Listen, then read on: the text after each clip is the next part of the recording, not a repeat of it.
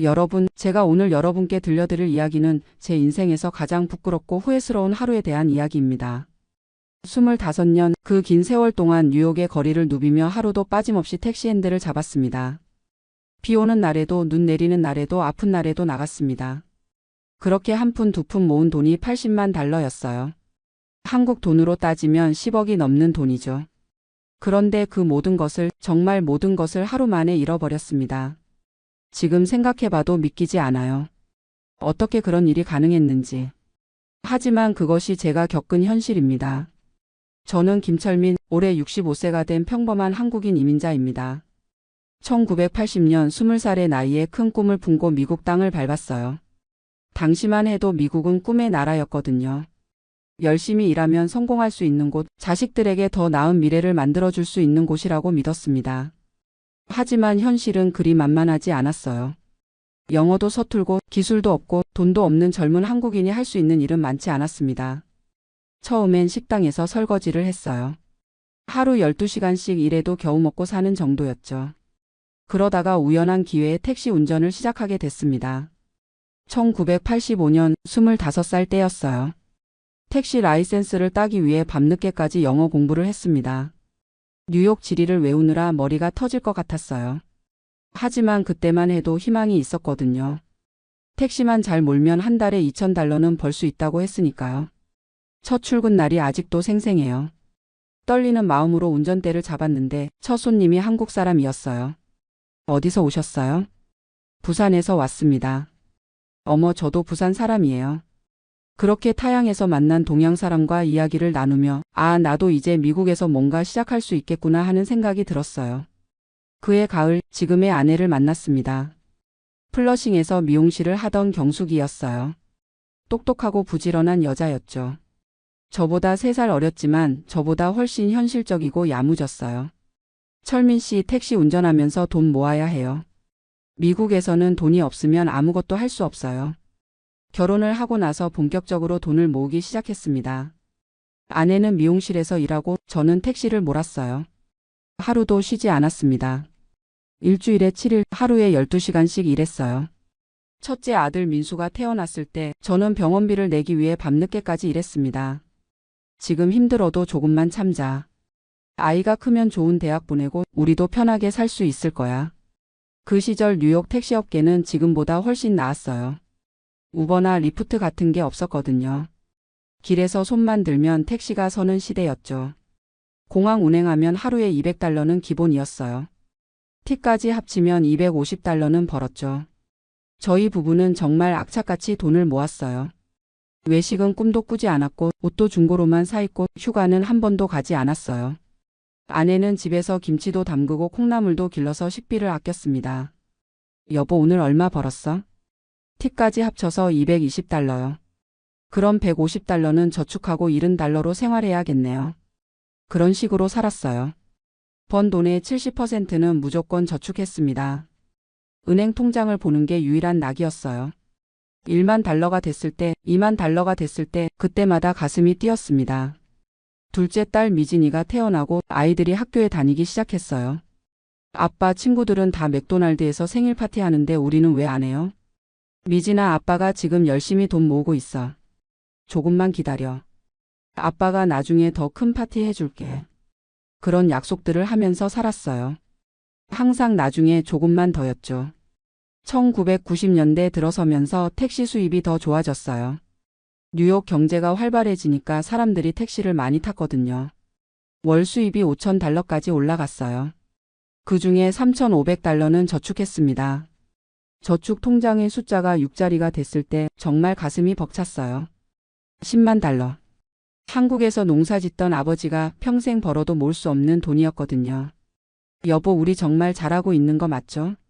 그럼요. 이렇게 계속하면 아이들 대학 등록금도 마련할 수 있고 나중에 우리 노후도 걱정 없을 거예요. 그 시절 저는 정말 행복했어요. 비록 몸은 힘들었지만 마음은 든든했거든요. 매일 통장 잔고가 조금씩 늘어나는 걸 보는 게 그렇게 기쁠 수가 없었어요. 아이들이 중학교, 고등학교에 올라가면서 교육비가 늘어났지만 저희는 그래도 저축을 멈추지 않았어요. 좋은 학군으로 이사도 갔죠. 아이들 교육만큼은 절대 포기할 수 없어요. 민수가 하버드 대학교에 합격했을 때 저는 정말 눈물이 났어요. 아들아, 아빠가 25년 동안 택시 몰면서 꿈꿔왔던 순간이야. 내가 하버드 가는 게 아빠에겐 세상에서 가장 큰 성공이야. 미진이도 컬럼비아 대학교에 들어갔어요. 학비가 만만치 않았지만 그동안 모은 돈이 있으니까 걱정 없이 보낼 수 있었죠. 2000년대 들어서면서 택시업계가 조금씩 어려워지기 시작했어요. 지하철이 더 편해지고 사람들이 택시를 덜 타게 됐거든요. 하지만 저는 그래도 꾸준히 일했어요. 수입이 조금 줄었을 뿐 여전히 한 달에 $2000 정도는 저축할 수 있었거든요. 그렇게 20년이 흘러갔어요. 통장 잔고는 어느새 $500,000를 넘어섰습니다. 아내와 저는 가끔 이런 대화를 나눴어요. 여보, 우리 정말 대단하지 않아요? 아무것도 없이 미국에 와서 이렇게까지 모았잖아요. 2005년 그 해가 제 인생의 전환점이었어요. 민수가 대학을 졸업하고 투자은행에 취직했거든요. 처음으로 받은 월급이 $8,000였어요. 아빠, 이제 아빠가 그렇게 힘들게 일하지 않으셔도 돼요. 제가 이제 가족을 도울 수 있어요. 그 말을 듣는 순간 왠지 모르게 허전했어요. 25년 동안 오직 가족을 위해서만 살아왔는데 이제 그 이유가 없어진 기분이었거든요.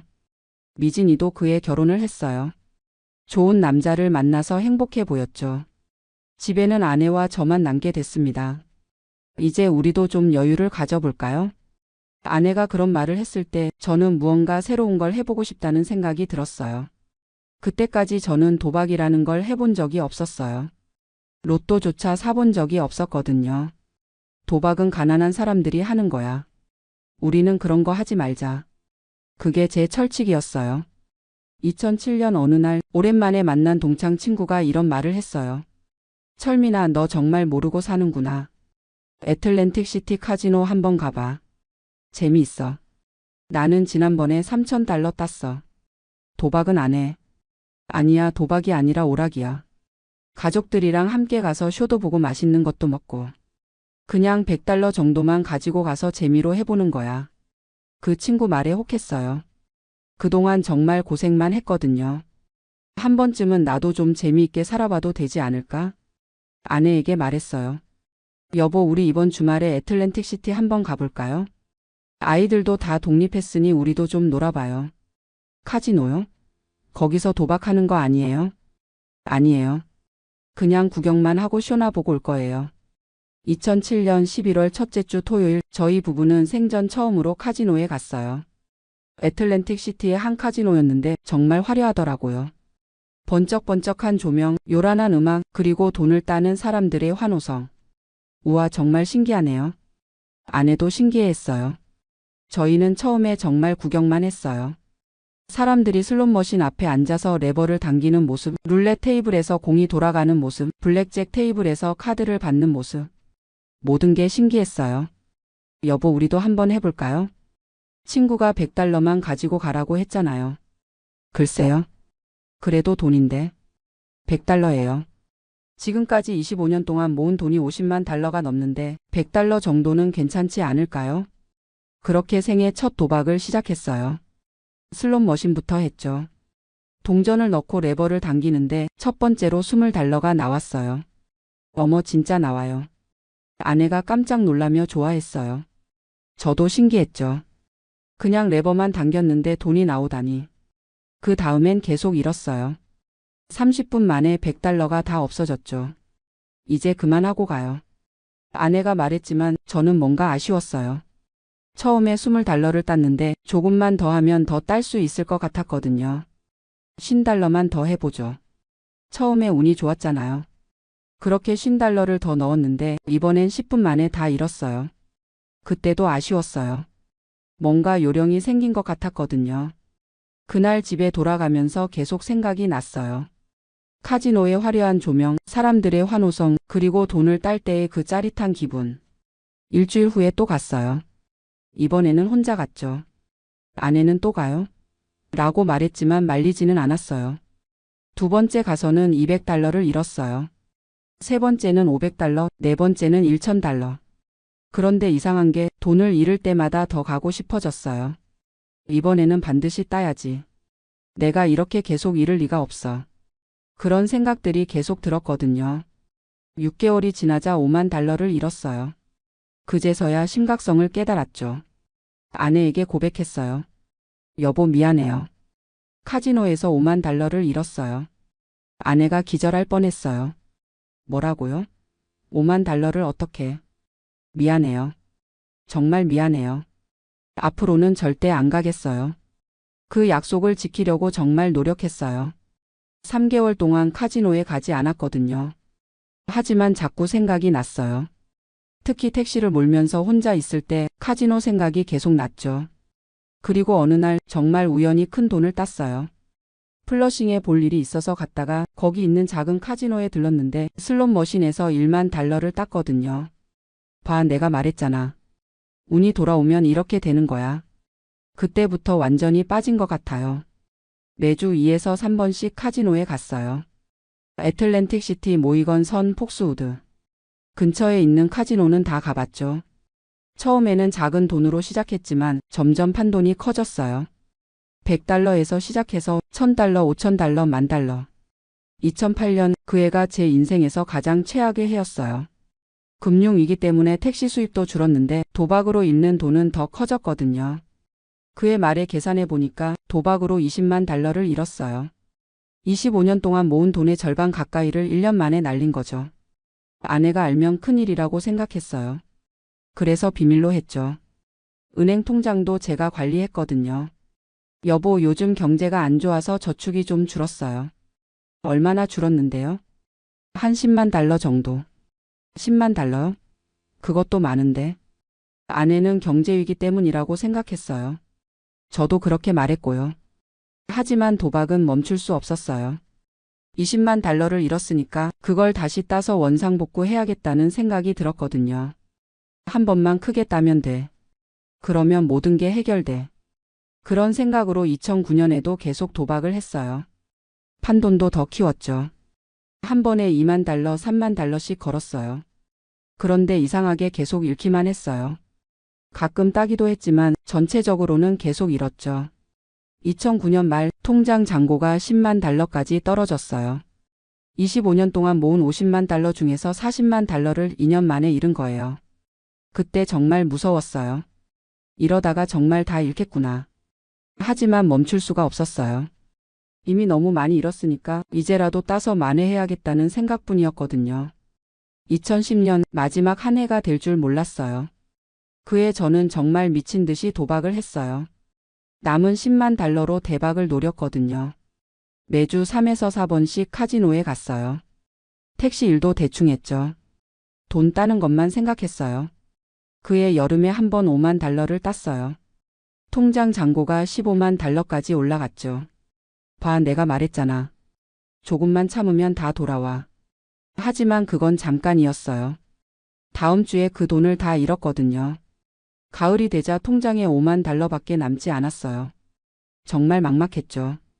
하지만 포기할 수 없었어요. 이미 45만 달러를 잃었는데 이제 와서 포기할 순 없었거든요. 그리고 드디어 그날이 왔어요. 2010년 12월 15일. 제 인생에서 가장 끔찍한 날. 그날 아침에 일어났을 때 왠지 모르게 기분이 좋았어요. 오늘은 뭔가 좋은 일이 일어날 것 같다. 그런 예감이 들었거든요. 택시 일을 마치고 저녁 8시쯤 애틀랜틱 시티로 향했어요. 차 안에서 계속 생각했죠. 오늘은 반드시 따야 해. 5만 달러로 50만 달러를 만들어야 해. 카지노에 도착해서 처음에는 조심스럽게 시작했어요. 블랙잭 테이블에서 1,000달러씩 걸었죠. 처음 2시간 동안은 운이 좋았어요. 5만 달러가 8만 달러까지 늘어났거든요. 좋아, 이제 시작이야. 그 다음부터는 판돈을 늘렸어요. 2,000달러, 3,000달러, 5,000달러. 한 게임에 5,000달러씩 걸었어요. 처음엔 계속 땄어요. 8만 달러가 15만 달러가 됐죠.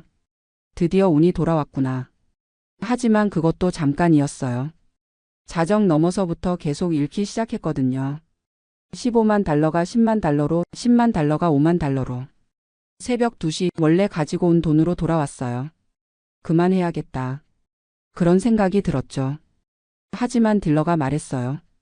손님, 운이 곧 돌아올 거예요. 저도 오래 일했는데 이럴 때 포기하면 안 돼요. 그 말에 혹해서 계속했어요.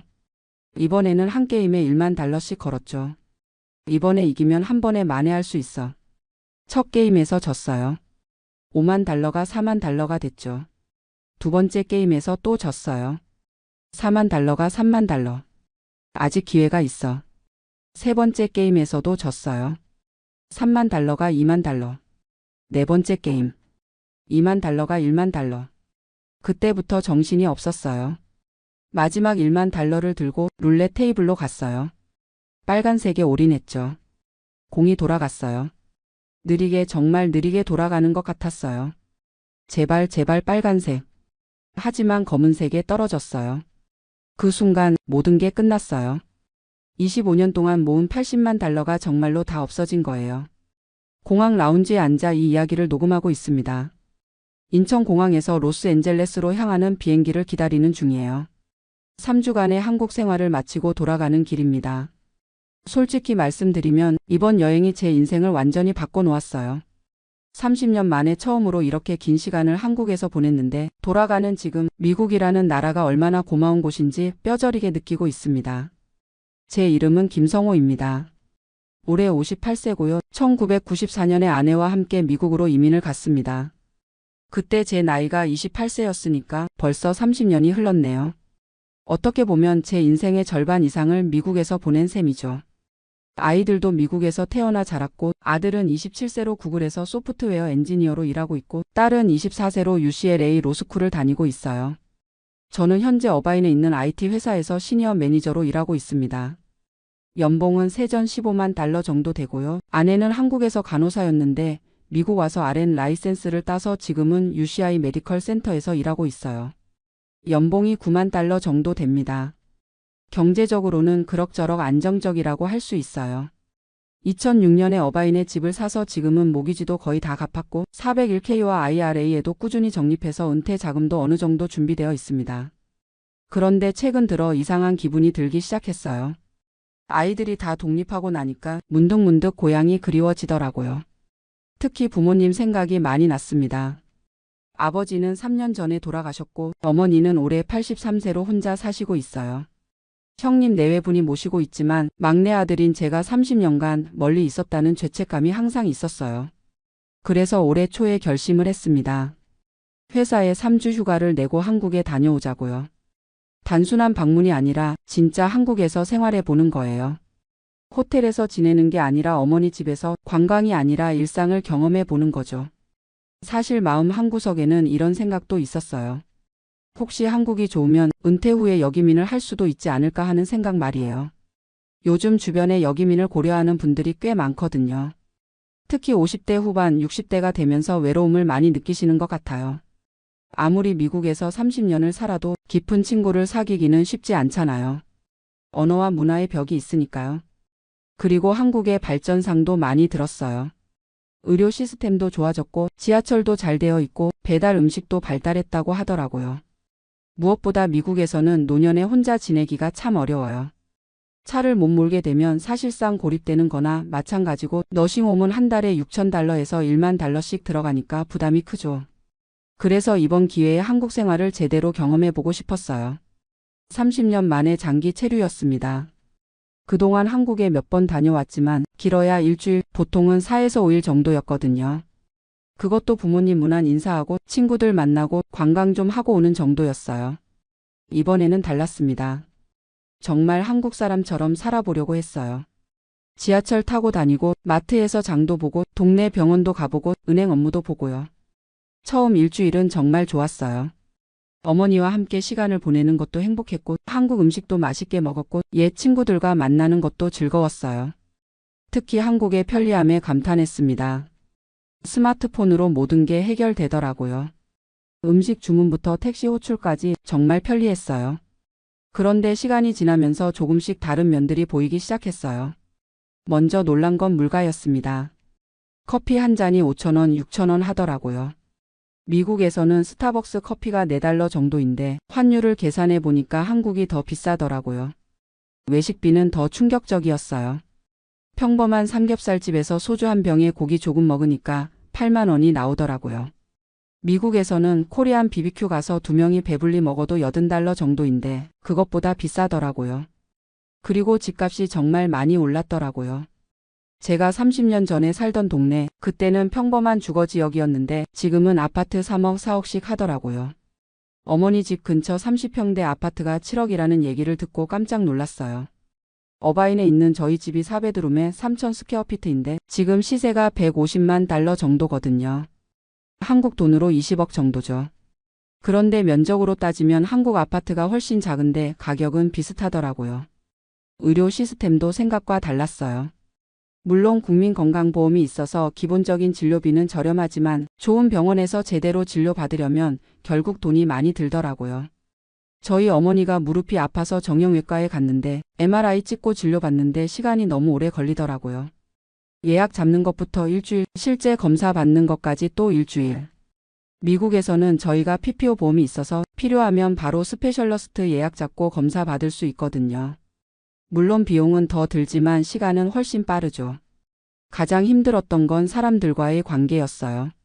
30년 만에 만난 친구들과는 처음에는 반가웠지만 시간이 지나면서 할 얘기가 없어지더라고요. 저는 30년간 미국에서 살면서 미국 얘기밖에 할 게 없는데 친구들은 한국 정치 얘기, 한국 경제 얘기, 한국 사회 얘기만 하더라고요. 서로 다른 세상에서 살아온 느낌이었어요. 그리고 한국 사회의 빠른 변화를 따라가기가 힘들더라고요. 카카오페이, 네이버페이 같은 것도 어르신들은 잘 모르시고 키오스크로 주문하는 것도 헷갈리고요. 미국에서는 제가 회사에서 시니어 매니저로 인정받고 있는데 한국에서는 영어도 섞어서 말하면 사람들이 이상하게 보더라고요. 30년간 영어로 생각하고 영어로 일해왔는데 한국어로만 말하려니까 표현이 부족하더라고요. 그리고 무엇보다 외로웠어요. 어머니와 형님 가족 외에는 정말 가까운 사람이 없더라고요. 30년 전 친구들과는 이미 너무 멀어져 있었고 새로운 사람들과 친해지기에는 시간이 부족했어요. 두 번째 주가 지나면서 문득 이런 생각이 들었어요. 내가 정말 이곳에서 살 수 있을까? 미국에서는 매주 토요일마다 골프를 치는 친구들이 있어요. 한국계 미국인들이지만 30년간 함께 해온 소중한 친구들이에요. 함께 아이들 키우는 걸 지켜봤고 서로의 어려움도 나눠왔고 은퇴 계획도 함께 세우고 있거든요. 미국에서는 저희 부부가 함께 할 수 있는 활동들이 많아요. 하이킹도 하고 와이너리 투어도 하고 아이들과 함께 디즈니랜드도 가고요. 무엇보다 미국에서는 나이가 들어도 존중받는 느낌이에요. 회사에서도 경험을 인정해주고 사회적으로도 시니어들을 배려하는 문화가 있잖아요. 한국에서 3주째가 되자 진짜 힘들어지기 시작했어요. 매일매일이 낯설고 어색했어요. 아침에 눈 뜨면 오늘 뭘 하지? 하는 생각밖에 안 들더라고요. 미국에서는 매일 일정이 있어요. 회사에 가서 일도 하고 점심시간에는 동료들과 대화도 하고 퇴근 후에는 운동도 하고 주말에는 친구들과 만나고요. 그런데 한국에서는 그런 루틴이 없으니까 하루하루가 너무 길더라고요. 그리고 결정적인 순간이 왔어요. 3주차 어느 날 어머니가 갑자기 아프셔서 응급실에 가게 되었어요. 다행히 큰 일은 아니었지만 그때 제가 얼마나 무력한지 깨달았어요. 한국의 의료 시스템을 잘 모르니까 어떤 병원이 좋은지, 어떤 의사가 실력이 있는지, 보험 처리는 어떻게 하는지 아무것도 모르겠더라고요. 결국 형님이 모든 걸 처리해 주셨어요. 그때 느꼈어요. 아, 나는 이미 한국 사람이 아니구나. 미국에서는 모든 걸 스스로 처리할 수 있어요. 의료보험도 잘 알고, 좋은 병원도 알고, 응급 상황에도 어떻게 대처해야 하는지 다 알거든요. 그날 밤에 잠을 못 이뤘어요. 30년 동안 무엇을 위해 살아왔는지, 내 정체성이 뭔지 정말 많은 생각이 들었어요. 그리고 깨달았어요. 저는 이미 한국계 미국인이구나. 한국인도 아니고 미국인도 아닌 한국계 미국인이구나. 한국에 대한 향수와 그리움은 있지만 실제로 살기에는 너무 많은 것들이 달라져 있었어요. 제가 기억하는 한국과 지금의 한국은 완전히 다른 나라였어요. 마지막 주에는 어바인에 있는 집이 그리웠어요. 저희 집 뒷마당에서 바비큐 하는 것도 그립고 주말에 친구들과 골프 치는 것도 그립고 코스트코에서 대용량으로 장 보는 것도 그리웠어요. 아이들 생각도 많이 났어요. 아들은 매주 일요일에 저희 집에 와서 함께 저녁을 먹거든요. 딸도 한 달에 한두 번은 집에 와서 아내와 쇼핑도 하고 그래요. 그런 일상들이 얼마나 소중한지 모르고 있었어요. 그래서 한국에서의 마지막 날 어머니께 솔직하게 말씀드렸어요. 어머니 죄송해요. 제가 여기 와서 살기는 어려울 것 같아요. 대신 1년에 2번은 꼭 한국에 와서 어머니 뵙겠어요. 그리고 어머니가 원하시면 미국에 오셔서 몇 달씩 지내셔도 돼요. 어머니도 이해해 주셨어요. 내가 30년 동안 그곳에서 뿌리를 내렸는데 이제 와서 뽑고 오라고 할 수는 없지. 내 가족들도 다 거기 있는데. 지금 인천공항에서 이 얘기를 하고 있는데 마음이 정말 복잡해요. 한편으로는 어머니를 두고 가는 것에 대한 죄책감이 있고 다른 한편으로는 미국으로 돌아간다는 것에 대한 안도감도 있어요.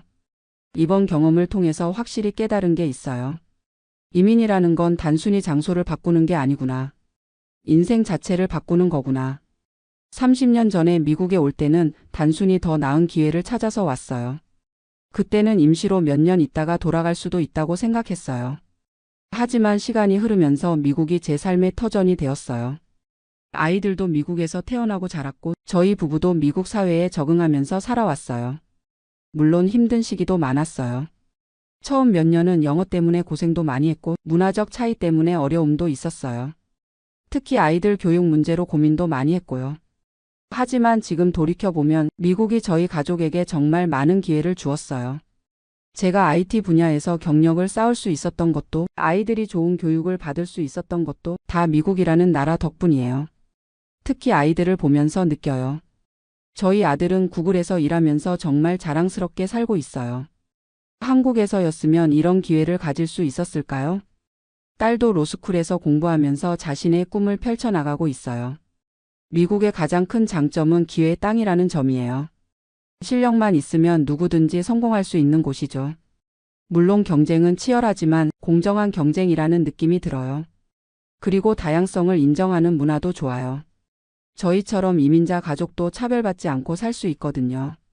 물론 완전히 차별이 없다는 건 아니지만 적어도 법적으로는 모든 사람이 평등하게 대우받아요. 이번 한국 방문을 통해서 미국 생활의 소중함을 새삼 깨달았어요. 당연하게 생각했던 것들이 얼마나 감사한 일인지 알게 되었어요. 예를 들어 미국에서는 주차 공간이 넉넉해요.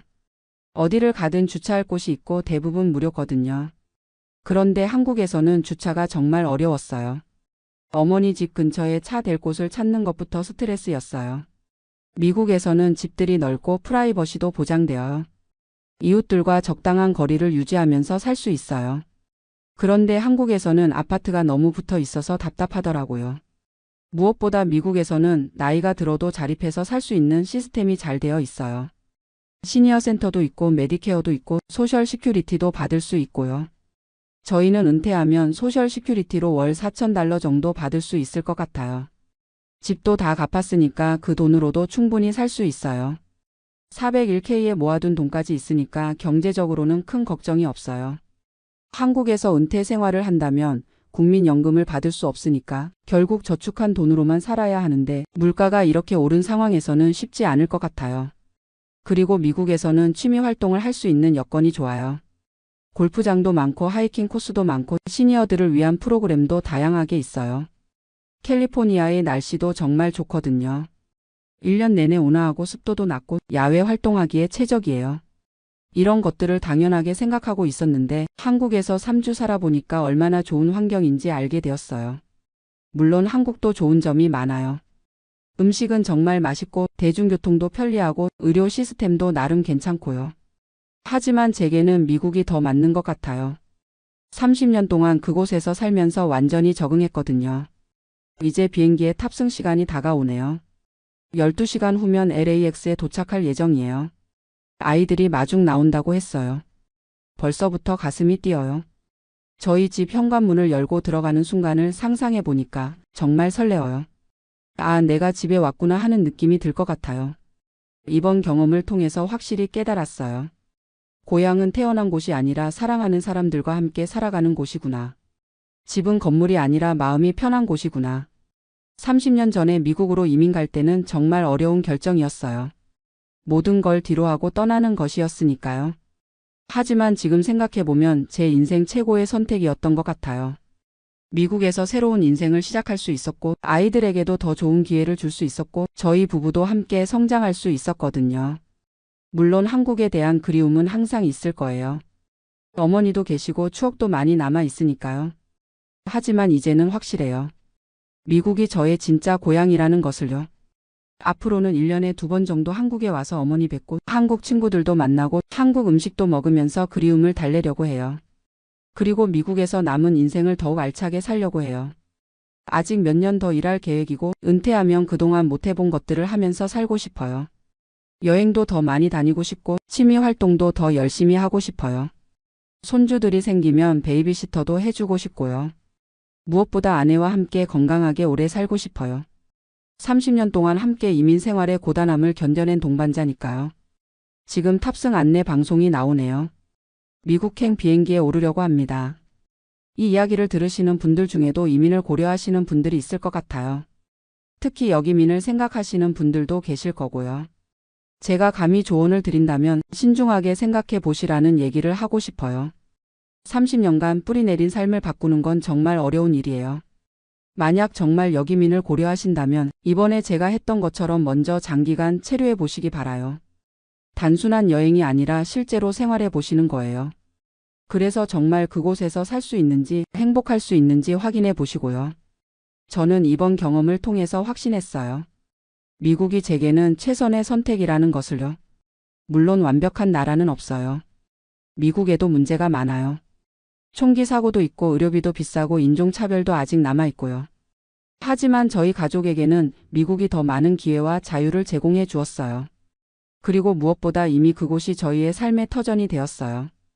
탑승을 시작하네요. 이제 정말 미국으로 돌아갑니다. 3주 전에 한국행 비행기에 탔을 때는 설렘 반 걱정 반이었는데 지금은 순수한 기쁨만 있어요. 집으로 돌아간다는 기쁜 말이에요. 아, 그리고 한 가지 더 깨달은 게 있어요. 이민자의 정체성에 대해서요. 저는 그동안 제가 한국인인지 미국인인지 헷갈려 했어요. 한국에서 태어났으니까 한국인이라고 생각했다가도 미국에서 30년을 살았으니까 미국인이라고 생각했다가도 했거든요. 하지만 이번에 확실히 알았어요. 저는 한국계 미국인이에요. 한국의 정서와 문화를 간직하고 있지만 미국의 가치와 시스템 안에서 살아가는 사람이에요. 그리고 그것이 부끄러운 일이 아니라는 것도 깨달았어요. 오히려 두 문화를 모두 이해할 수 있다는 게 장점이라고 생각해요. 아이들에게도 그렇게 가르쳤어요. 너희는 한국인의 자식이지만 미국인이라고 한국의 좋은 전통은 간직하되 미국 사회의 일원으로 살아가라고요. 다행히 아이들도 그런 정체성을 받아들이고 있어요. 한국 음식도 좋아하고 한국어도 어느 정도 할 줄 알고 할머니도 잘 따르면서도 미국 사회에서는 당당하게 자신의 꿈을 펼쳐나가고 있어요. 이제 정말 비행기에 탑승해야겠네요. 마지막으로 이것만 말씀드리고 싶어요. 이민이라는 것은 끝나지 않는 여행이에요. 목적지에 도착하면 끝나는 게 아니라 평생 계속되는 여행이에요. 때로는 힘들고 외롭기도 하지만 그만큼 많은 것을 얻을 수도 있어요.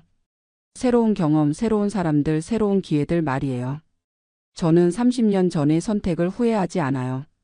오히려 감사하고 있어요. 미국이라는 나라가 저희 가족을 받아주었고 새로운 삶을 시작할 기회를 주었으니까요. 이제 정말 탑승합니다. 12시간 후에 LAX에서 만날 가족들 생각에 벌써 가슴이 뛰어요. 저희 집 거실에 앉아서 아이들과 함께 이번 여행 얘기를 나누고 아내와 함께 앞으로의 계획을 세우고 다시 일상으로 돌아갈 생각을 하니까 행복해요. 그동안 당연하게 생각했던 미국에서의 삶이 얼마나 소중한지 깨달았거든요. 앞으로는 더욱 감사하는 마음으로 살아갈 거예요. 여러분도 어디에 계시든지 지금 여러분이 살고 계신 곳에서의 삶을 소중히 여기시기 바라요. 당연하게 생각하는 것들이 사실은 얼마나 감사한 일인지 모르거든요. 저는 이제 정말 집으로 돌아갑니다. 30년간 제가 뿌리 내리고 살아온 그곳, 제 가족이 있고 제 친구들이 있는 그곳, 미국으로 돌아갑니다. 안녕히 계세요. 안녕하세요 여러분. 저는 올해 66세 김순자라고 합니다. 요즘 정말 기분이 좋아서 이렇게 사연을 보내게 되었어요. 제가 왜 이렇게 기분이 좋냐고요? 바로 30년 전에 호주 퍼스에서 15만 달러에 산 집을 작년에 300만 달러에 팔았거든요. 한국 돈으로 따지면 약 27억 원 정도 되는 돈을 벌었다고 보시면 됩니다. 지금 생각해보니 정말 꿈 같은 일이에요. 30년 전 그 어려운 시절 남편 직장 때문에 어쩔 수 없이 호주로 이민을 가면서 퍼스 외곽 낡은 동네에 있는 허름한 집을 15만 달러에 샀는데 그게 이렇게 큰 돈이 될 줄 누가 알았겠어요. 사실 처음에는 저도 확신이 없었어요. 하지만 한국에서 부동산 중개업을 했던 경험이 있어서 나름대로 동네를 꼼꼼히 살펴보고 산 거였거든요. 30년 전 1994년 남편이 현지 기계 회사에 취직하게 되면서 온 가족이 퍼스로 이민을 왔어요. 그때 저는 36살이었고 아들이 10살, 딸이 7살이었죠. 퍼스라는 도시를 처음 봤을 때 솔직히 실망스러웠어요. 시드니나 멜버른에 비하면 정말 한적한 시골 같았거든요. 그런데 집값은 만만치 않더라고요. 당시 퍼스 시내나 해변가 좋은 동네는 30만 달러, 40만 달러씩 했어요.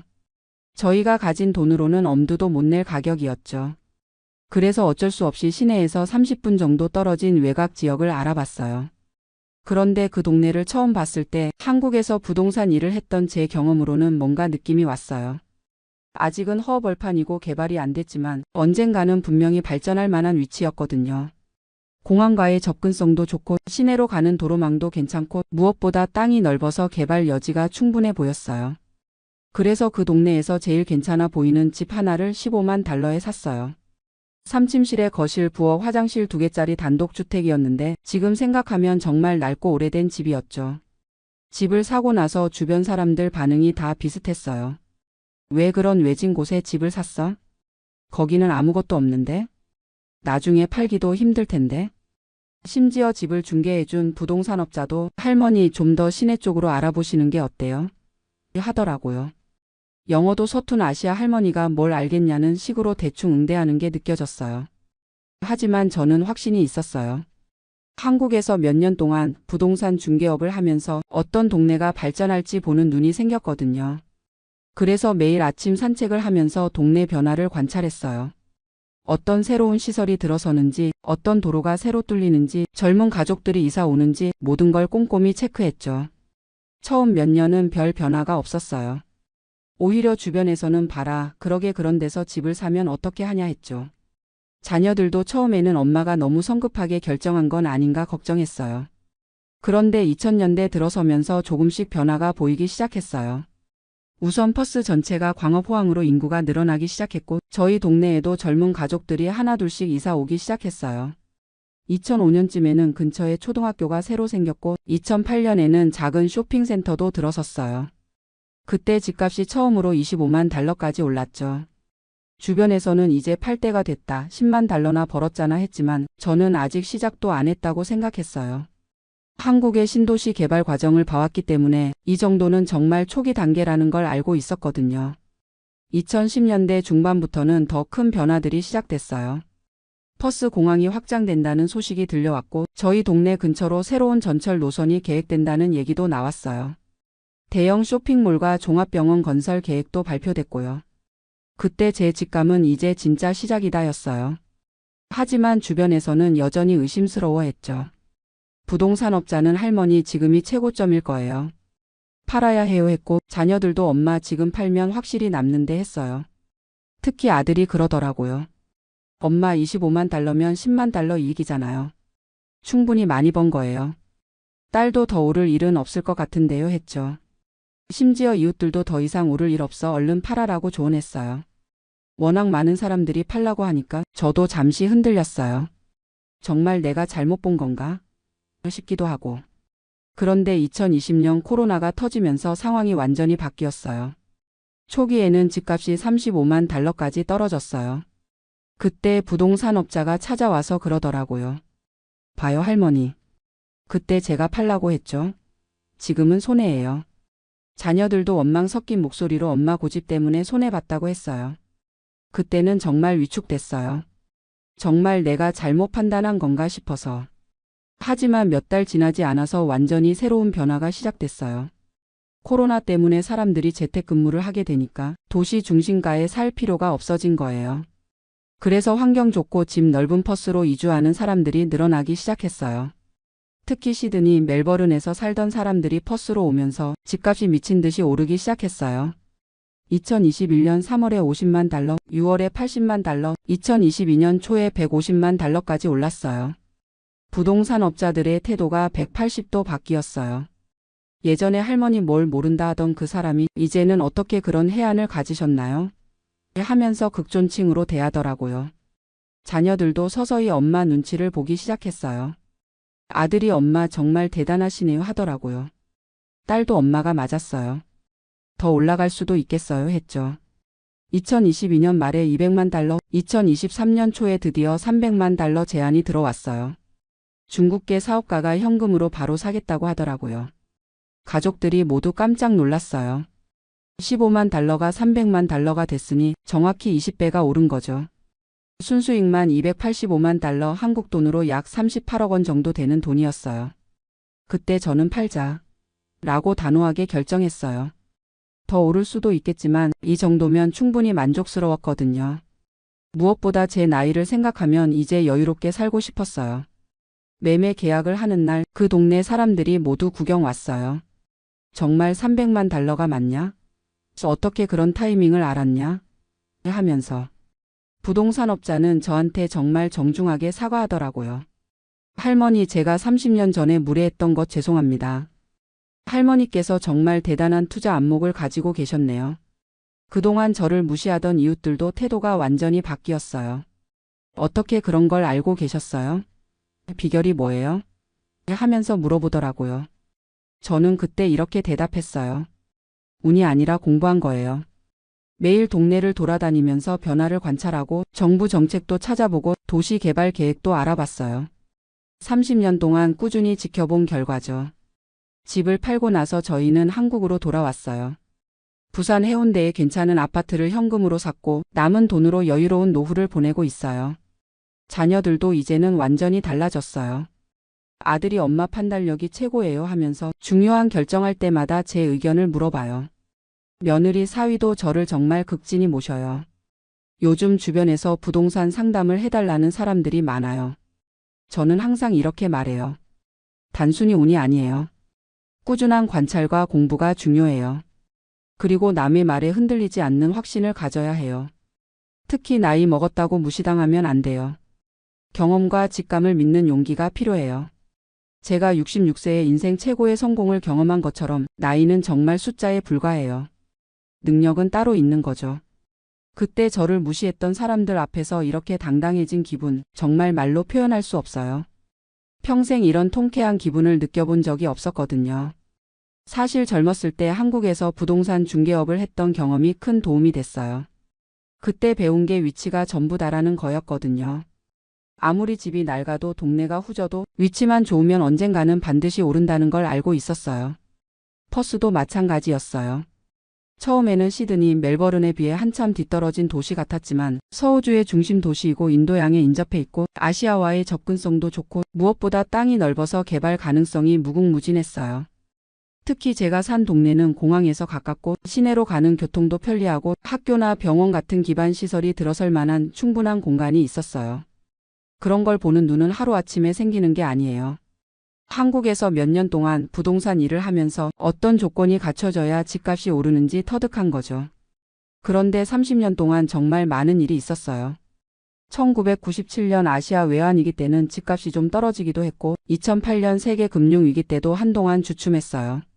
그때마다 주변에서 이제 끝이다, 팔아야 한다 했지만 저는 꿋꿋이 버텼어요. 왜냐하면 큰 그림을 보고 있었거든요. 퍼스라는 도시 자체가 성장하고 있고 호주라는 나라 자체가 발전하고 있고 제가 산 위치는 분명히 개발될 수밖에 없는 곳이었으니까요. 중간중간 유혹도 많았어요. 집값이 30만 달러, 50만 달러 될 때마다 이제 팔면 큰돈 버는 거다 하는 사람들이 있었거든요. 특히 2015년쯤에 집값이 80만 달러까지 올랐을 때 부동산업자가 진짜 간절하게 권했어요. 할머니, 지금이 최고점입니다. 더 이상 오르기 어려워요. 그런데 저는 그때도 확신이 있었어요. 퍼스 공항 확장 계획을 알고 있었고 새로운 전철 노선 계획도 알고 있었고 대형 쇼핑몰 건설 계획도 파악하고 있었거든요. 이런 정보들은 그냥 얻어지는 게 아니에요. 매주 시청에 가서 도시 개발 계획을 찾아보고 정부 발표 자료도 꼼꼼히 읽어보고 현지 신문도 빠짐없이 체크했어요. 영어가 서툴렀지만 그래도 중요한 부분은 이해할 수 있었거든요. 모르는 건 아들한테 물어보기도 하고 한국인 이웃들한테 도움을 받기도 했어요. 그렇게 30년 동안 꾸준히 공부하고 관찰한 결과가 이번 300만 달러 매매 성공이었던 거예요. 코로나 때는 정말 신의 한 수였어요. 누가 그런 상황을 예측할 수 있었겠어요? 재택근무가 일반화되면서 사람들의 주거 패턴이 완전히 바뀔 줄이야. 시드니, 멜버른 같은 대도시에 살던 사람들이 어차피 집에서 일할 거면 환경 좋은 퍼스로 가자 하면서 몰려왔어요. 특히 젊은 가족들이 많이 왔어요. 아이들 키우기에는 퍼스가 훨씬 좋으니까요. 그러면서 집값이 정말 폭등하기 시작했어요.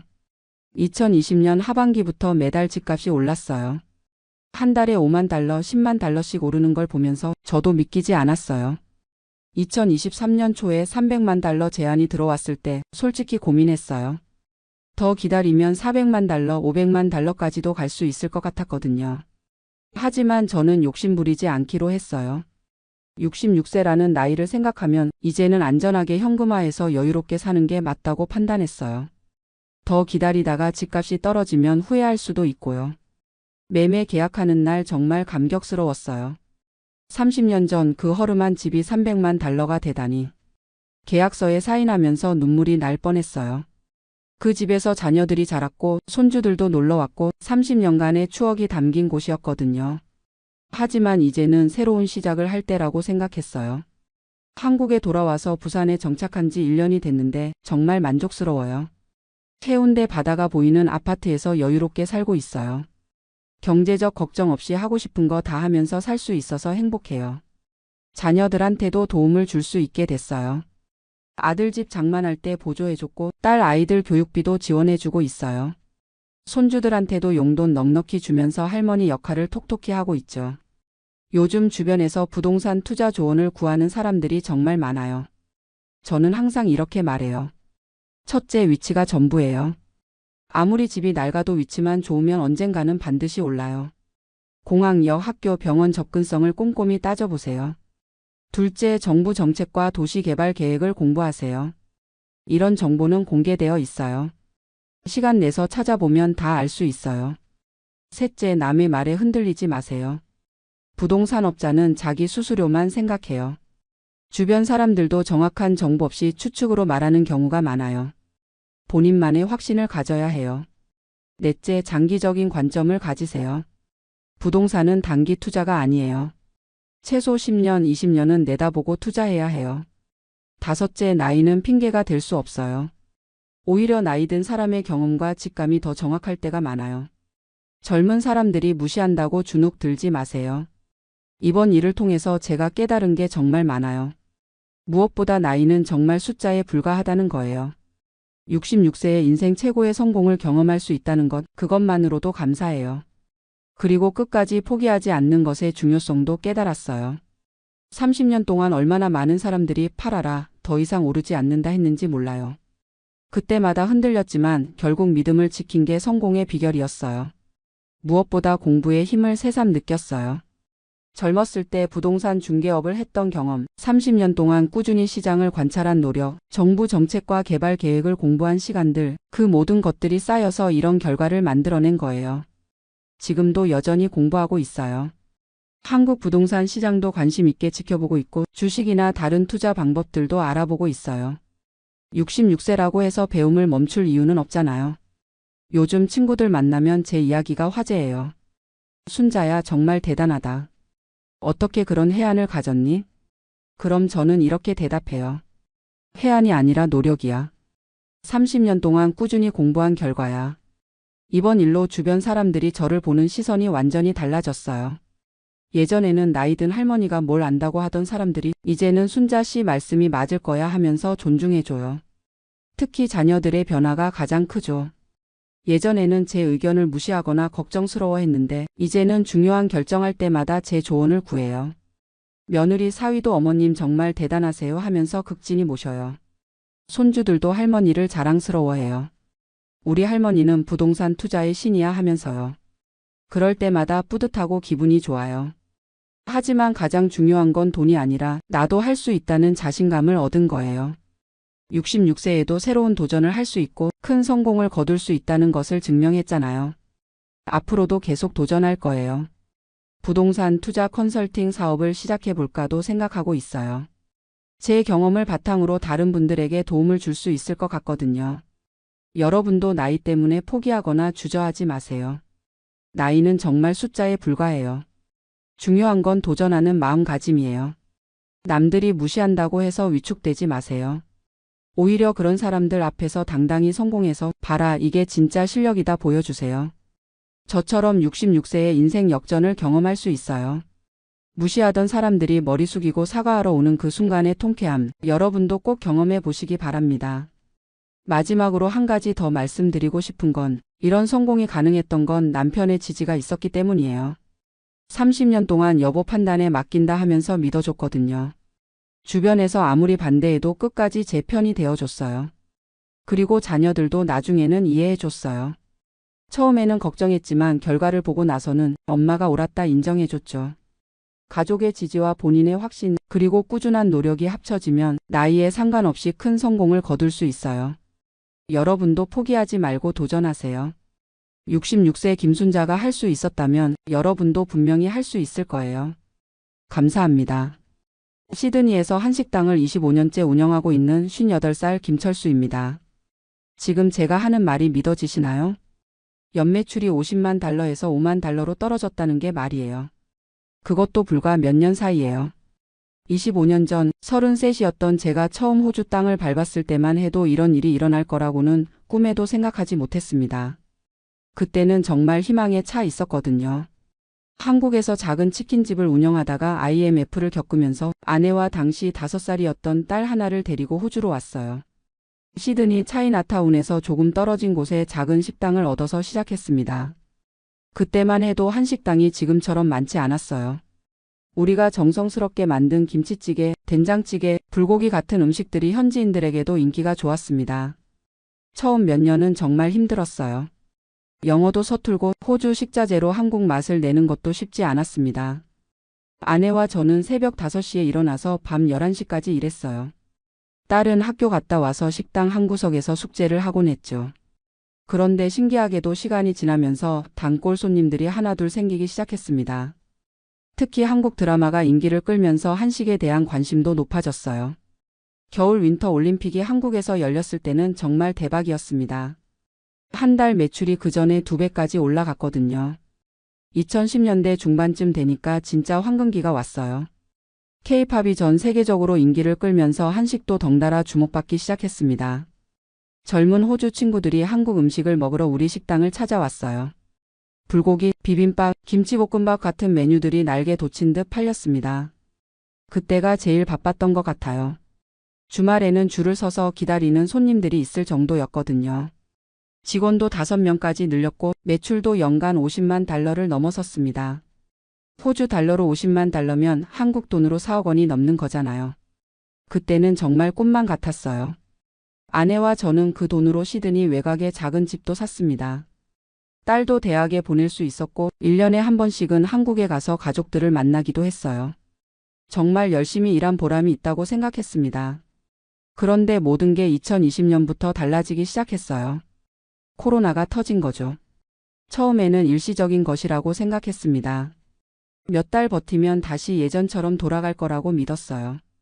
하지만 현실은 정말 가혹했습니다. 호주 정부의 봉쇄 조치로 식당에서 식사를 할 수 없게 됐어요. 배달만 가능했는데 한식은 배달에 적합하지 않은 음식들이 많았습니다. 찌개류는 배달하는 동안 식어버리고 김치도 냄새 때문에 클레임이 들어왔어요. 그래도 포기하지 않고 배달 전문으로 메뉴를 바꿔봤습니다. 도시락 형태로 만들어서 배달했는데 매출이 예전의 절반도 안 됐어요. 월세와 재료비, 직원 급여를 내고 나면 남는 게 거의 없었습니다. 더 큰 문제는 경쟁이 너무 치열해진 거였어요. 코로나 기간 동안 많은 한인들이 식당업에 뛰어들었습니다. 실업자가 늘어나면서 자영업으로 방향을 돌린 사람들이 많았거든요. 우리 근처에만 한식당이 3개나 더 생겼어요. 그리고 호주 현지 사람들의 입맛도 변하고 있었습니다. 기존의 전통적인 한식보다는 퓨전 스타일을 선호하는 경향이 늘어났어요. 치킨 버거에 김치를 넣는다거나 한국식 타코를 만드는 식당들이 인기를 끌었습니다. 저희는 정통 한식만 고집했는데 그게 오히려 발목을 잡은 것 같아요. 2021년에는 정말 절망적이었습니다. 연매출이 20만 달러까지 떨어졌어요. 직원들을 하나둘 내보내야 했고 결국 가족들만 남아서 식당을 운영하게 됐습니다. 딸이 대학을 졸업하고 회계사로 일하면서 가끔 도와주긴 했지만 기본적으로는 아내와 저 둘이서 모든 일을 감당해야 했어요. 주방일부터 서빙, 계산, 청소까지 모든 걸 우리가 했습니다. 그런데 더 큰 충격은 2022년에 기다리고 있었어요. 물가가 급격히 오르기 시작한 거예요. 호주는 원래도 물가가 비싼 편인데 인플레이션으로 재료비가 거의 2배 가까이 올랐습니다. 쇠고기 가격이 특히 심했어요. 불고기용 고기가 킬로그램당 30달러까지 올랐거든요. 예전에는 15달러 정도였는데 말이에요. 그렇다고 메뉴 가격을 2배로 올릴 수는 없잖아요. 손님들이 다 떠나갈 테니까요. 결국 2023년에는 연매출이 10만 달러까지 떨어졌습니다. 그래도 어떻게든 버텨보려고 했어요. 25년 동안 쌓아온 게 있으니까 포기할 수는 없었거든요. 하지만 2024년 들어서는 정말 바닥을 쳤습니다. 연매출이 5만 달러까지 떨어진 거예요. 한 달 평균 4,000달러 정도밖에 안 되는 거죠. 월세만 3,000달러인데 어떻게 식당을 유지할 수 있겠어요. 그 과정에서 정말 많은 일들이 있었습니다. 아내와 말다툼도 많이 했고 딸은 차라리 식당을 정리하라고 했어요. 본인이 회계사로 벌어서 부모님을 모시겠다고 하더라고요. 하지만 저는 쉽게 포기할 수가 없었습니다. 이 식당이 제 인생의 전부였거든요. 25해 동안 여기서 웃고 울었는데 어떻게 쉽게 손을 놓을 수 있겠어요. 그런데 정말 막막했던 건 대안이 보이지 않는다는 거였어요. 나이도 이제 60을 바라보는데 다른 일을 할 수도 없고 한국으로 돌아가자니 거기서 뭘 할 수 있을지도 모르겠고요. 몇 달 전에는 정말 심각하게 식당을 정리할 생각까지 했습니다. 부동산 중개업소에 가서 매물로 내놓을까 하고 상담도 받아봤어요. 그런데 업체에서 하는 말이 지금 한식당 상황이 너무 안 좋아서 팔기도 어렵다는 거예요. 그때 정말 절망스러웠습니다. 25년 동안 열심히 일해서 쌓아 올린 게 하루아침에 무너진 기분이었어요.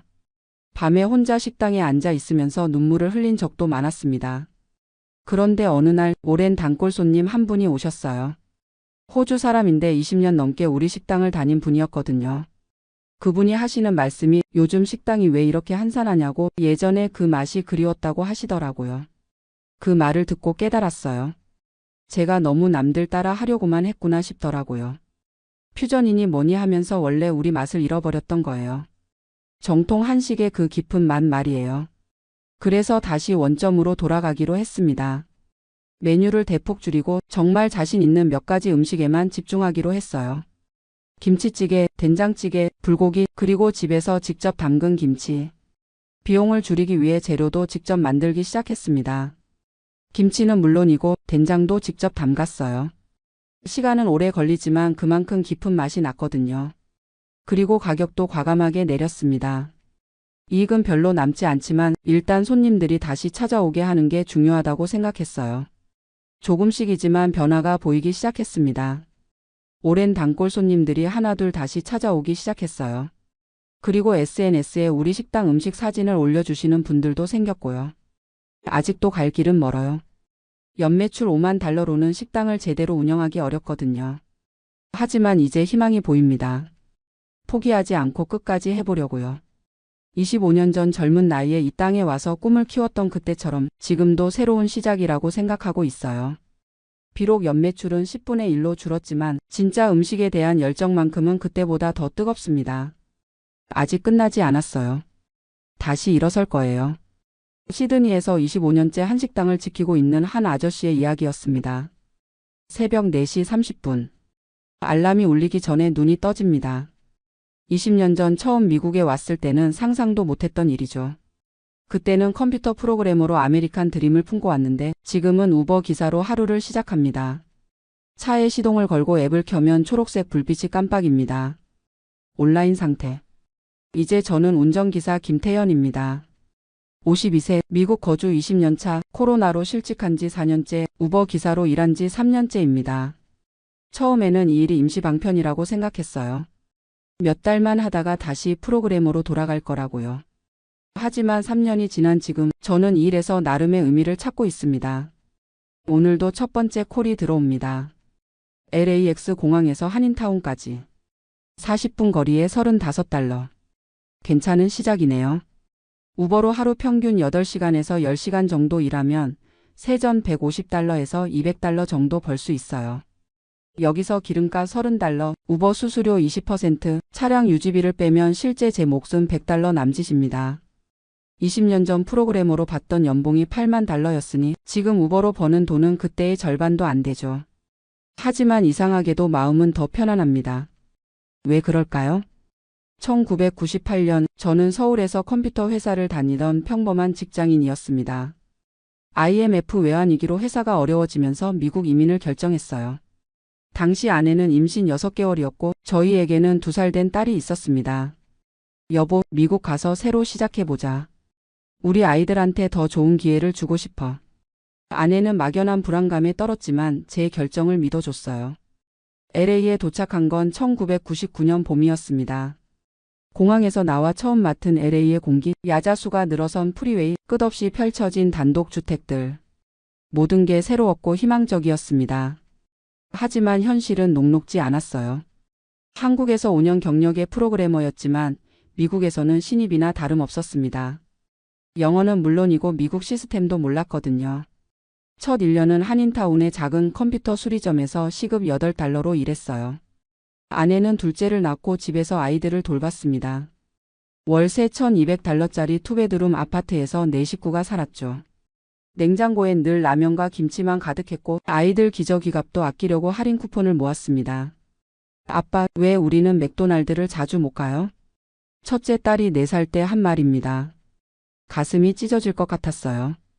다른 아이들은 생일 파티도 하고 장난감도 많이 사는데 우리 아이들은 달러 스토어에서 산 장난감으로 만족해야 했거든요. 2년째 되던 해 드디어 정식 소프트웨어 회사에 취직했습니다. 연봉 $45,000. 한국에서 받던 것보다는 적었지만 미국에서의 첫 정식 직장이었어요. 그날 밤 아내와 저는 조용히 울었습니다. 기쁨의 눈물이었죠. 회사는 다운타운에서 차로 40분 거리에 있었어요. 매일 왕복 2시간을 운전하며 출퇴근했습니다. 영어가 서툴러서 회의 시간에는 긴장했고 동료들과 농담을 나누기도 어려웠어요. 하지만 열심히 했습니다. 가족을 위해서라도 성공해야 한다는 생각뿐이었거든요. 3년 후 연봉이 $60,000로 올랐고 5년 후에는 $80,000가 됐습니다. 아이들도 영어에 완전히 적응했고 저희도 영주권을 받아 안정된 생활을 할 수 있었어요. 2005년에는 오렌지 카운티의 작은 콘도를 샀습니다. $320,000짜리 투베드룸이었지만 저희에게는 꿈같은 집이었어요. 이제 진짜 미국에서 뿌리를 내렸구나. 그렇게 생각했습니다. 첫째 딸은 UC 버클리에 진학했고 둘째는 고등학교에서 학생회장을 할 만큼 활발했어요. 저는 프로그래머에서 시니어 개발자가 됐고 아내는 ESL 수업을 마치고 회계 일을 시작했습니다. 2010년경 집값이 $450,000까지 올랐어요. $130,000의 이익이 생긴 거죠. 20년만 더 열심히 살면 은퇴할 수 있겠어. 그런 꿈을 꿨습니다. 하지만 2008년 금융위기를 겪으면서 회사는 구조조정을 시작했어요. 다행히 저는 살아남았지만 동료 절반이 해고됐습니다. 그때부터 조금씩 불안감이 생겼어요. 언젠가 나도 잘릴 수 있구나. 2015년 첫 번째 위기가 왔습니다. 회사가 젊은 프로그래머들을 선호하기 시작한 거예요. 새로운 프로그래밍 언어와 기술이 계속 나오는데 46세가 된 저에게는 따라가기가 점점 어려워졌습니다. 김, 우리가 새로운 방향으로 가려고 하는데 당신은 어떻게 생각해? 매니저의 말은 돌려서 했지만 의미는 분명했어요. 새로운 기술을 배우든지 아니면 나가든지. 저는 밤마다 온라인 강의를 들었습니다. 파이썬, 자바스크립트, 클라우드 컴퓨팅. 20대 신입들이 쉽게 배우는 것들이 50을 앞둔 저에게는 산 같았어요. 2018년 두 번째 위기. 회사가 인도 개발팀과 협업을 시작하면서 미국 개발자들을 줄이기 시작했어요. 제 연봉으로 인도 개발자 3명을 고용할 수 있다는 게 이유였습니다. 그래도 버텼어요. 아직 아이들 대학 등록금이 남아 있었고 집 모기지도 10년이 더 남아 있었거든요. 49세에 새로 시작한다는 건 상상할 수 없었습니다. 2019년 말 회사 분위기가 이상했어요. 경영진이 자주 회의를 했고 새로운 프로젝트는 시작되지 않았습니다. 동료들은 슬슬 이력서를 보내기 시작했어요. 그리고 2020년 3월 13일 금요일 오후 3시. 그날을 평생 잊을 수 없을 겁니다. 김, 잠깐 사무실로 와봐. 매니저의 목소리가 평소와 달랐어요. 사무실에는 HR 담당자도 앉아 있었습니다. 미안해, 김. 코로나 때문에 회사 상황이 어려워져서. 21년간 다닌 회사였습니다. 한국 나이로 51세, 미국 거주 21년 차에 받은 해고 통지서. 언제까지 일할 수 있나요?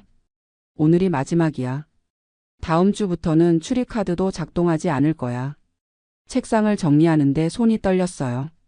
20년 넘게 쌓아온 것들을 박스에 담으면서 제 인생도 함께 박스에 들어가는 것 같았습니다. 집에 와서 아내에게 말하기까지 3시간이 걸렸어요. 여보, 회사에서.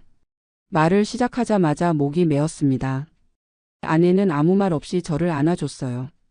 괜찮아. 우리 다시 시작할 수 있어. 하지만 마음은 괜찮지 않았습니다. 51세에 새로 시작한다는 게 쉬운 일이 아니거든요. 실업수당은 주당 $450였습니다. 월 $1,800. 모기지 $2,300, 각종 보험료 $800, 유틸리티 $300만 해도 월 $3,400인데 실업수당으로는 절반도 안 됐어요. 저축한 돈으로 1년은 버틸 수 있어. 그렇게 스스로를 달랬습니다. 1년이면 충분히 새 직장을 찾을 수 있을 거라고 생각했거든요. 하지만 코로나로 세상이 바뀌었어요. 모든 회사가 채용을 중단했고 기존 직원들도 해고하는 상황이었습니다. 첫 달에는 하루 10개씩 이력서를 보냈어요. 링크드인에서 채용 공고를 찾아다니며 지원했습니다. 21년 경력의 시니어 개발자라고 썼지만 답장은 거의 오지 않았어요. 두 번째 달 몇 번의 전화 인터뷰 기회가 있었습니다. 하지만 결과는 항상 같았어요. 다른 후보자로 결정했습니다. 세 번째 달에 깨달았어요. 제가 너무 늙었다는 걸. 아니, 정확히는 제 연봉이 너무 높다는 걸. 21년 경력에 $90,000 연봉을 요구하는 51세 개발자보다 $50,000에 일할 수 있는 20대 개발자가 더 매력적이었던 거죠. 네 번째 달부터는 연봉 요구를 낮췄어요. $90,000에서 $70,000로 다시 $60,000로. 하지만 여전히 답은 없었습니다. 6개월이 지나자 저축이 바닥나기 시작했어요. 아내가 회계 파트타임 일을 풀타임으로 늘렸지만 월 $2,500가 전부였습니다. 집 모기지를 못 낼 상황이 올 수도 있었어요. 아빠, 괜찮아요? 둘째가 대학을 휴학하겠다고 했을 때 정말 눈앞이 캄캄했습니다. 제가 실직 때문에 아이 미래까지 망치는 건 아닌가 싶어서요. 8개월째 한인 마켓에서 캐셔 일을 시작했어요. 시급 $15. 하루 8시간 일해도 겨우 $120. 21년간 프로그래머로 일했던 제가 바코드를 찍고 있는 모습이 초라했습니다. 손님들이 한국말로 인사해도 부끄러워서 제대로 대답하지 못했어요. 저 사람도 예전에는 뭔가 했을 텐데. 그런 시선이 느껴졌거든요. 마켓에서 6개월 일하던 어느 날 동료가 우버 이야기를 꺼냈어요. 김영, 우버 해보세요. 마켓보다 돈 더 벌어요. 처음에는 거부감이 있었어요. 프로그래머였던 제가 택시 운전을? 하지만 선택의 여지가 없었습니다. 마켓 일로는 도저히 생활비를 감당할 수 없었거든요. 2021년 4월 우버 드라이버로 등록했습니다. 차량 검사를 받고 배경 체크를 하고 앱 사용법을 배웠어요. 첫날 운전은 정말 떨렸습니다. 첫 번째 승객이 탔을 때 안녕하세요. 인사하는 제 목소리가 떨렸어요. LAX까지 가주세요. 네, 알겠습니다. GPS를 따라 운전하면서 생각했어요. 내가 정말 우버 기사가 됐구나. 첫 주는 하루 5시간씩 일해서 $60 정도 벌었어요. 기름값과 우버 수수료를 빼면 $40. 마켓에서 받던 것과 비슷했지만 마음은 조금 더 편했습니다. 아무래도 혼자 있는 시간이 많아서 덜 부끄러웠거든요. 한 달 후 우버 일에 점점 익숙해졌어요. 어느 시간대에 손님이 많은지 어느 지역이 팁을 잘 주는지 알게 됐습니다. 새벽 5시부터 오전 9시까지는 공항 운행이 좋고 오후 5시부터 8시까지는 다운타운과 한인타운 사이가 괜찮았어요. 금요일과 토요일 밤에는 클럽가에서 취한 사람들이 팁을 후하게 줬습니다. 2개월째부터는 하루 평균 $150를 벌기 시작했어요. 기름값 $30, 우버 수수료 $30를 빼면 $90. 하루 8시간 일해서 시급 $11 정도였죠. 마켓에서 일할 때보다는 나았지만 여전히 빠듯했어요. 하지만 이상하게도 마음은 점점 안정됐습니다. 혼자서 운전하면서 음악을 듣고 다양한 사람들을 만나는 게 나쁘지 않았거든요. 우버를 한 지 6개월쯤 됐을 때 특별한 승객을 만났어요. 한인타운에서 탄 60대 한국 할아버지였습니다. 기사님, 한국 분이시네요. 네, 그렇습니다. 저도 30년 전에 이민 왔어요. 처음에는 정말 힘들었는데 지금은 괜찮아졌어요. 할아버지는 자신도 처음에는 영어도 못하고 힘든 일만 했다고 말씀하셨어요. 하지만 포기하지 않고 조금씩 배우면서 자수성가했다고 하시더라고요. 기사님도 지금 힘드시겠지만 분명히 기회가 올 거예요. 미국은 그런 나라거든요. 그분 말씀을 듣고 처음으로 마음이 따뜻해졌어요. 저만 힘든 게 아니구나, 누구에게나 어려운 시기가 있구나 하고 생각했습니다. 1년이 지나자 우버 일도 나름의 루틴이 됐어요. 새벽 5시에 일어나서 6시부터 오후 3시까지 일하고 집에 와서 아내와 저녁을 먹는 생활. 하루 평균 8시간에서 9시간 일해서 $140에서 $180 정도 벌었어요. 월 수입은 $4,000에서 $4,500. 모기지와 생활비를 간신히 맞출 수 있는 수준이었죠. 처음에는 언제까지 이 일을 해야 하나라고 생각했는데 시간이 지나면서 마음가짐이 바뀌었어요.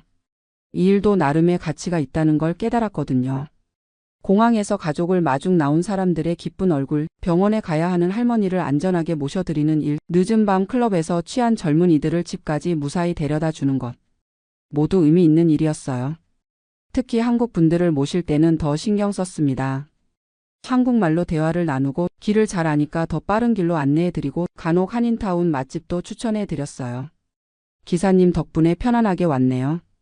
팁 더 드릴게요. 그런 말씀을 들을 때마다 가슴이 뿌듯했습니다. 2년째 되던 해 특별한 일이 있었어요. 베벌리 힐스에서 LAX까지 가는 손님이었는데 60대 백인 남성이었습니다. 차에 타자마자 전화를 받더니 큰 소리로 화를 내는 거예요. What the hell is WRONgram with you people? 정말 화가 많이 나 있는 것 같았어요. 처음에는 저도 긴장했는데 전화를 끊고 나니 갑자기 조용해지더라고요. 죄송합니다, 기사님. 오늘 정말 최악의 하루였어요. 알고 보니 그분도 코로나 때문에 회사를 잃은 사업가였어요. 30년 동안 키운 레스토랑 체인이 망했다고 하시더라고요. 저도 비슷한 경험이 있어요. 저는 제 이야기를 간단히 말씀드렸어요. 21년간 프로그래머로 일하다가 코로나로 실직하고 지금 우버를 한다고요. You know what? Life is unpredictable. But still 5g HTINgram. 그분과 40분 동안 대화를 나누면서 깨달았어요. 힘든 건 저만이 아니라는 걸. 그리고 포기하지 않고 계속 살아가는 것 자체가 용기라는 걸. 공항에 도착했을 때 그분이 $50 팁을 주시더라고요. Thank you for LISTNINgram. AND gram 오디럭 위드 EVRYTHINgram. 그날 밤 아내에게 그 이야기를 했어요. 여보, 오늘 깨달았어. 우버 기사도 나쁘지 않은 일이야. 사람들을 도우는 일이거든. 아내가 웃으면서 말했어요. 당신이 그렇게 생각한다면 나도 좋아. 당신이 행복하면 나도 행복해. 3년째인 지금 저는 우버 일에 완전히 적응했어요. 단골 손님들도 생겼고 같은 우버 기사들과 정보도 공유합니다. 김영, 오늘 LAX 줄 길어요. 다운타운 쪽이 나을 것 같아요.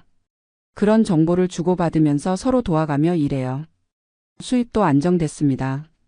요즘은 월 평균 $4,800 정도 벌어요. 프로그래머 시절보다는 적지만 생활하는 데는 충분합니다. 더 중요한 건 마음의 평화예요. 프로그래머로 일할 때는 항상 새로운 기술을 배워야 한다는 압박감이 있었어요. 나이가 들면서 따라가기 힘들어지는 것도 스트레스였고요. 하지만 우버는 다릅니다. 안전하게 운전하고 친절하게 서비스하면 되거든요. 나이나 학력, 경력이 중요하지 않아요. 오히려 경험이 많을수록 더 좋은 서비스를 할 수 있어요. 아이들도 처음에는 걱정했지만 지금은 이해해 줍니다. 첫째 딸은 작년에 대학을 졸업하고 직장을 구했어요. 둘째도 대학 마지막 해를 보내고 있고요. 아빠가 열심히 일하는 모습 보면서 많이 배웠어요. 어떤 일이든 최선을 다하면 된다는 걸. 딸의 그 말을 듣고 정말 눈물이 났어요. 제가 부끄럽게 생각했던 일을 딸은 자랑스럽게 생각하고 있었던 거예요. 요즘은 새로운 꿈도 생겼어요. 몇 년 더 우버를 하면서 돈을 모아서 작은 식당을 차리고 싶어요. 한식당이요. 김치찌개, 불고기, 비빔밥 같은 한국 음식을 파는 곳이요. 우버를 하면서 만난 손님들 중에 한국 음식을 좋아하는 분들이 정말 많았거든요. Where can I find gram 오디 코리안 푸드? 그런 질문을 자주 받았어요. 한인타운에도 좋은 식당이 많지만 가격이 좀 비싸고 일반 미국인들이 가기에는 부담스러운 곳이 많아요. 저는 좀 더 캐주얼하고 접근하기 쉬운 한식당을 만들고 싶어요. 아내도 요리를 잘하거든요. 특히 김치찌개는 정말 맛있어요. 제가 때때로 점심으로 도시락을 싸가는데 다른 우버 기사들이 냄새 맡고 부러워할 정도예요. 김영, 김치찌개 냄새 나는데 어디서 샀어요? 우리 집사람이 만들었어요. 와, 부럽다. 나도 한국 음식 배우고 싶어. 그런 반응을 보면서 확신이 생겼어요. 분명히 수요가 있을 거라고요. 지금까지 3년 동안 모은 돈이 $80,000 정도 돼요. 식당을 차리려면 최소 $150,000는 있어야 하니까 좀 더 모아야겠지만 목표가 생기니까 일하는 재미도 있어요. 여보, 5년 후에는 우리 식당에서 일하고 있을 거야. 아내에게 그렇게 말하면 아내도 웃으면서 고개를 끄덕여요. 사실 처음에는 51세의 인생이 끝난 줄 알았어요. 21년 경력의 프로그래머가 하루아침에 실업자가 됐을 때 정말 절망적이었거든요. 하지만 지금 생각해보면 그 실직이 오히려 새로운 기회였던 것 같아요. 프로그래머로 계속 일했다면 나이 들어가면서 더 힘들어졌을 거예요.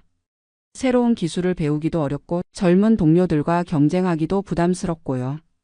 우버는 다릅니다. 나이가 들어도 할 수 있는 일이에요.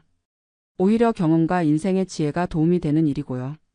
며칠 전에도 재미있는 일이 있었어요. 20대 초반 여성 승객이 취업 면접을 보러 가는 길이었는데 너무 긴장해서 떨고 있더라고요. 걱정하지 마세요. 면접은 서로 맞는지 확인하는 시간이에요. 너무 떨지 말고 본인 모습 그대로 보여주세요. 제가 그렇게 말해드렸더니 조금 안정이 되는 것 같더라고요. 아저씨도 취업할 때 긴장 많이 하셨어요? 물론이죠. 저도 미국에 처음 왔을 때 정말 떨었어요. 영어도 서툴고 문화도 달라서요. 그 학생과 20분 동안 이야기를 나누면서 제 경험담도 들려줬어요. 실패해도 괜찮다는 것, 포기하지 않으면 언젠가 기회가 온다는 것. 아저씨 말씀 들으니까 용기가 나요. 감사해요. 그 학생이 내릴 때 정말 밝은 표정이었어요. 저도 기분이 좋았고요. 제 경험이 누군가에게 도움이 될 수 있다는 게 뿌듯했습니다. 이런 일들이 쌓이면서 깨달았어요. 성공이라는 게 꼭 높은 연봉이나 좋은 직책만은 아니라는 걸. 사람들과 소통하고 도움을 주고받으며 의미 있는 하루하루를 사는 것도 성공이라고 생각해요. 우버를 시작한 지 3년, 이제는 이 일이 제 일부가 됐어요. 매일 만나는 다양한 사람들, LA의 여러 지역을 누비며 보는 풍경들, 혼자만의 시간에 듣는 음악과 생각들. 물론 쉬운 일은 아니에요. 하루 8시간 이상 운전하면 허리도 아프고 눈도 피곤해요. 토요일 밤에 취한 손님들을 상대하는 것도 스트레스고요. 하지만 전체적으로는 만족해요. 적어도 제가 선택한 일이거든요. 누가 시켜서 하는 게 아니라 제가 결정해서 하는 일이에요. 몇 달 전에는 옛 동료를 우연히 만났어요. 다운타운의 한 빌딩 앞에서 승객을 기다리고 있는데 예전 회사 동료가 나오는 거예요. 태연아? 정말 너야? 응, 안녕 제임스. 조금 부끄럽긴 했지만 당당하게 인사했어요. 지금 뭐 하고 있어? 우버 기사해. 아, 그렇구나. 제임스 표정이 조금 어색해지더라고요. 아마 저를 불쌍하게 생각했을 거예요. 너는 어떻게 지내? 나는 아직 회사 다녀. 힘들긴 하지만. 잠깐 대화를 나누면서 느꼈어요. 제임스도 행복해 보이지 않는다는 걸. 여전히 새로운 기술을 배우려고 스트레스 받고 언제 잘릴지 모른다는 불안감에 살고 있더라고요. 태연아, 나는 내가 용감하다고 생각해. 새로운 일을 시작할 용기가 있잖아. 헤어지면서 제임스가 한 말이에요. 그 말을 듣고 처음으로 제 선택이 잘못되지 않았다는 확신이 들었어요. 집에 와서 아내에게 그 이야기를 했더니 아내도 동감한다고 하더라고요. 당신이 프로그래머 할 때보다 지금이 더 행복해 보여. 스트레스도 덜 받는 것 같고. 정말 그래요. 예전에는 집에 와서도 일 걱정, 기술 트렌드 걱정으로 머리가 복잡했는데 지금은 퇴근하면 완전히 일에서 해방돼요. 주말에는 가족과 시간을 보내고 아내와 함께 마켓에 장도 보러 가고 가끔 친구들과 골프도 쳐요. 진짜 삶의 여유가 생겼어요. 건강도 좋아졌어요. 프로그래머 할 때는 하루 종일 앉아 있어서 운동 부족이었는데 우버는 계속 움직이는 일이니까 활동량이 늘었어요. 물론 오래 앉아서 운전하는 것도 피곤하지만 승객을 기다리거나 휴식 시간에는 차에서 내려서 스트레칭도 하고 간단한 운동도 해요. 무엇보다 정신 건강이 좋아졌어요. 새로운 사람들을 만나면서 세상을 보는 시각도 넓어졌고 나이나 배경에 상관없이 모든 사람이 각자의 이야기를 가지고 있다는 걸 알게 됐어요. 한 번은 90세 할머니를 병원에 모셔다 드린 적이 있어요. 정말 연세가 많으셔서 걸음도 불편하시고 말씀도 천천히 하시는데 차 안에서 들려주신 인생 이야기가 정말 감동적이었어요. 젊은이, 나는 100년을 살면서 전쟁도 겪고 가난도 겪었지만 포기한 적이 없어. 지금도 매일 새로운 것을 배우려고 해. 나이는 숫자일 뿐이야. 그 할머니 말씀을 듣고 정말 많은 걸 느꼈어요.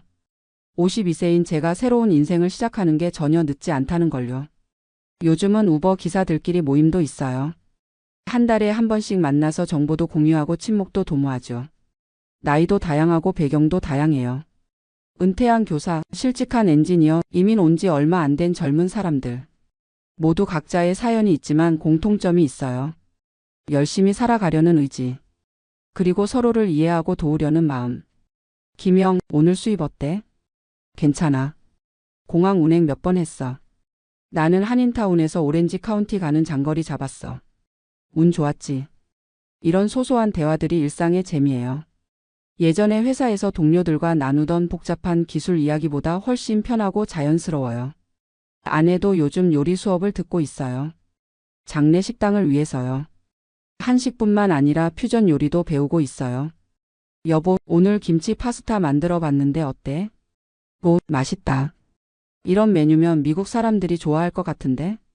아내와 함께 미래를 계획하는 시간들이 즐거워요. 어떤 메뉴를 만들지, 어느 지역의 식당을 열지, 인테리어는 어떻게 할지. 꿈을 함께 꾸는 게 이렇게 행복한 일인지 몰랐어요. 딸들도 저희 계획을 응원해줘요. 첫째는 마케팅 회사에 다니면서 식당 홍보 아이디어도 내주고, 둘째는 디자인을 전공해서 로고나 메뉴판 디자인을 도와주겠다고 해요. 아빠, 엄마, 우리 가족 식당 정말 기대돼요. 친구들한테도 자랑할게요. 가족이 하나의 목표를 향해 함께 노력한다는 게 정말 소중해요. 프로그래머로 일할 때는 제 일이 가족과 별개였는데 지금은 가족 모두가 참여하는 프로젝트가 됐어요. 며칠 전에는 특별한 승객을 만났어요. 한국에서 온 사업가였는데 미국 진출을 위해 시장 조사를 하러 왔다고 하더라고요. 기사님, 미국 사시면서 어떠세요? 사업하기 좋은 환경인가요? 저는 제 경험을 솔직하게 말씀드렸어요. 쉽지 않다고, 하지만 기회는 있다고. 특히 한식에 대한 관심이 늘고 있다는 것도 알려드렸고요. 기사님도 사업 계획이 있으시네요. 정말 대단하세요. 나이가 들어도 꿈을 포기하면 안 되잖아요. 그분과 1시간 넘게 대화를 나눴어요. 한국과 미국의 문화 차이, 사업 환경의 차이, 이민자로서의 경험담까지. 기사님 이야기 듣고 용기가 났어요. 저도 포기하지 않고 도전해 보겠습니다. 그분이 내리시면서 $100 팁을 주시더라고요. 돈보다도 격려의 말씀이 더 큰 힘이 됐어요. 이런 만남들이 쌓이면서 깨달았어요. 제가 단순히 운전만 하는 게 아니라 사람들의 인생에 작은 영향을 미치고 있다는 걸. 때로는 들어주는 것만으로도, 때로는 격려의 말 한마디로도 누군가에게 도움이 될 수 있다는 걸요. 지난 3년을 돌아보면 정말 많은 변화가 있었어요. 처음에는 실직의 절망감에서 시작했지만 지금은 새로운 희망으로 가득해요. 52세, 미국 거주 24년 차, 우버 기사 3년 차. 이게 지금의 저예요. 그리고 5년 후에는 아마 이렇게 소개하고 있을 거예요. 57세, 미국 거주 29년 차, 한식당 사장 2년 차. 나이가 들수록 인생이 더 흥미로워지는 것 같아요. 젊을 때는 성공과 실패를 흑백으로 나눠서 생각했는데 지금은 모든 경험이 다 의미가 있다는 걸 알아요.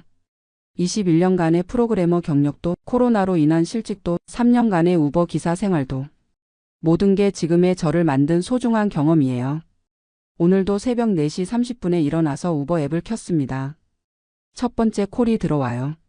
다운타운에서 한인타운까지. 안녕하세요. 네, 안녕하세요. 차를 출발시키면서 생각해요. 오늘도 새로운 만남이 있을 거라고. 오늘도 누군가에게 작은 도움이 될 수 있을 거라고. 그리고 언젠가는 제 식당에서 손님들을 맞이하고 있을 거라고. 아내가 만든 김치찌개를 내오면서 말할 거예요. 어서 오세요. 저희 식당에 오신 걸 환영합니다. 그날까지 저는 계속 달릴 거예요. LA의 도로 위를, 제 인생의 도로 위를. 멈추지 않고, 포기하지 않고. 왜냐하면 저는 이제 알거든요. 인생에서 정말 중요한 건 어떤 일을 하느냐가 아니라 어떤 마음으로 사느냐라는 걸. 그리고 52세에 새로 시작하는 것도 전혀 늦지 않다는 걸. 미국에 온 지 24년, 아직도 배우고 성장하고 있는 김태현입니다.